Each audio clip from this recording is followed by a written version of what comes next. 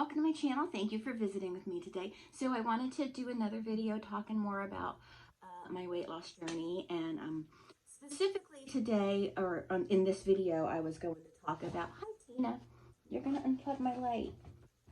Specifically today, I wanted to talk about my problems I experienced at my highest weight. And one of them I have talked about before was, and I just because this was the point, this was my lowest point. This is when I decided I can't live like this anymore. And some people may think it's silly, but it was when we went to Universal Studios and I couldn't go on one of the Harry Potter rides with my son because I couldn't fit in the seat. I was too big for the seat. And that was, first of all, embarrassing. Secondly, it made me very sad. It made my son sad because Harry Potter stuff is something that he and I have always loved together. It's always been a thing for us, and it was hard. It was rough. It was embarrassing, and it was nobody's fault but mine. Even my husband was trying to say, "You're not too big for this ride. That Universal's full of it." No, this is the way it is, and it's my fault and it's my problem. And so that was a real downer because now Marshall is 24 years old and he has no interest in going back now that I can fit in it, but I'm going to get him to go with me one day, hopefully soon, because I feel like I'm starting to get a little old for those rides. And I'm definitely not going to be able to go on any of the roller coasters, but I checked out of those a long time ago. But now that I've dropped that weight and I'm, healthier than, I'm probably healthier now than I've ever been. Now, even though in my 20s, in my teens and my 20s, I was thin, but I didn't gain my weight until I reached about 29 years old. But still, I feel like, I know more about life now. I love life a lot more than I did when I was that age, and I just appreciate things a lot more now. So anyway, and that was one of the things about being at my highest weight. That was probably, that was the one that made me really want to lose weight. With all the other bad stuff that I'm going to tell you about, that was the point at which I was like, hey, this is ruining my ability to be a good parent. I need to lose weight. And that was when I came home. The second the doctor's office called the following business day, or the next business day that I was able to, I called and was like, we need to figure something out together. Please help me. Because I know I was at the point where I had to ask for help. I can't do it on my own. I've tried a lot and I couldn't. So another thing was, at my heaviest weight, I was not there yet, but I was getting to the point to where I couldn't properly clean myself after going to the bathroom. And maybe I should be embarrassed by that. I'm not embarrassed to admit that now. Back then I would have been embarrassed to admit that, but now that I can and I'm fine, I'm not embarrassed to admit that. At my highest weight, I was 370, and I'm now 180. So I am still, I'm still fat, I'm still heavier than I should be, but I'm way better off than I was, you know what I mean? So, yeah, so I've lost a person, and, but at my heaviest, I couldn't clean myself properly. I was even getting to the point to where I couldn't wash in the shower properly. I was having a hard time standing up, and I couldn't sit in the tub because I was almost too tight in the tub. What else is there? What is going on in there? Marshall? Oh, well. What was the other thing I was going to tell you about? It was hard for me to climb stairs without getting winded. I couldn't climb one flight of stairs without being like, I could walk fine. I was able to walk fine, but and I couldn't stand up to cook dinner. Like, I would find myself sitting down because my back would hurt so bad, and it was just painful. Um,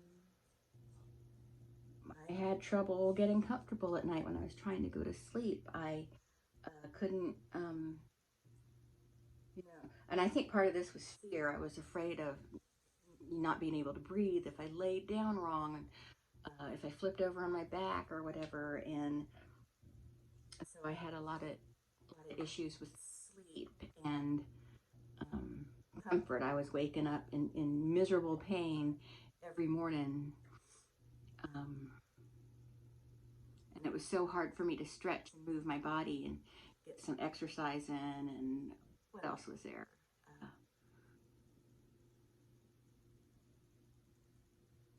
and just, I had folds of skin that there was just rashes building up. And in Florida, if it gets hot enough, which it frequently got hot enough, I would break out in this bumpy rash where it looked like I had little blisters all over.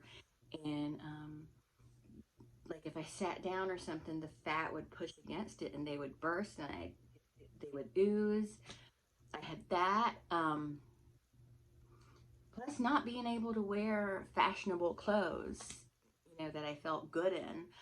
Um, and comments, I would get like people felt like they had the right to just say whatever they wanted to me, like I wasn't a person. And sometimes people would say things that they didn't even mean in a mean way, but still it hurt me, but still not enough to open my eyes. And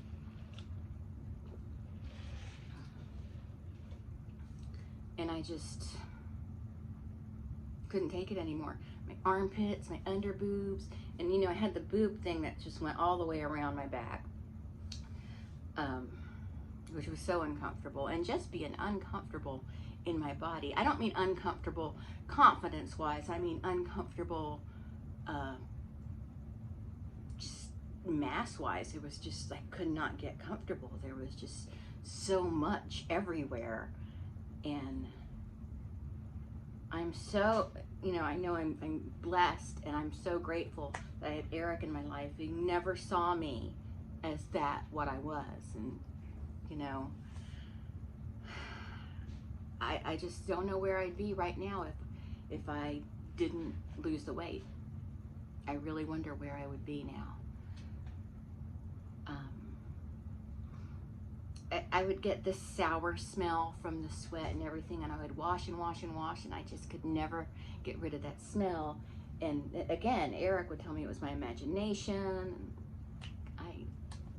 I don't know, Eric. I don't know. I smell it. I feel it. The looks, the whispering behind my back. Fat women, when I worked at the hospital before I had my surgery and lost a bunch of weight, women that were bigger than me would whisper and shit about me. And I mean, it's not a contest, but I'm just saying, all of them. But then after I lost the weight, they were still talking crap about me. So it wasn't about the weight. It was never about the weight with them.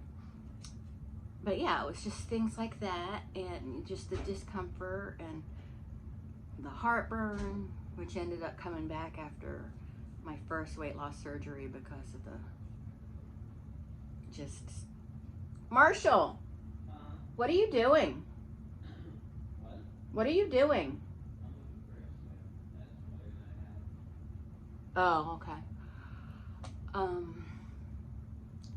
Let's see, what else was there? I'm trying to think what else there was for me. And just, like the fat acceptance movement almost had me, but then I was like, I don't want to live like this. I don't want to be like them, and so I just burped, I'm sorry. And I couldn't fit in booths anymore at restaurants. That was bad because I felt like when I was in a booth, I could at least hide, and what else? I think that's about it. Yeah, just the discomfort and there was pain and there were rashes and just the embarrassment. It was embarrassing. It was embarrassing, and it was nobody's fault but my own. It was my fault. And it was all my fault because, like I said, I was thin up until I was like 29, 30 years old. And that whole thing started with Marshall's cancer. Not that I'm blaming Marshall, but that was when we started, I just started eating whatever I can get my hands on. Then eating because I was depressed. And then it just seemed like there was trauma after trauma after trauma, and it just drove me to food. And still my fault. I should have got a whole handle on it as soon as I noticed I was gaining, but I didn't. So anyway, that's it for this video. I just wanted to chat about that. I'm getting ready to do another video because I want to do one about the neculectomy. So yeah, I'm going to get off of here, and I will talk to everyone later.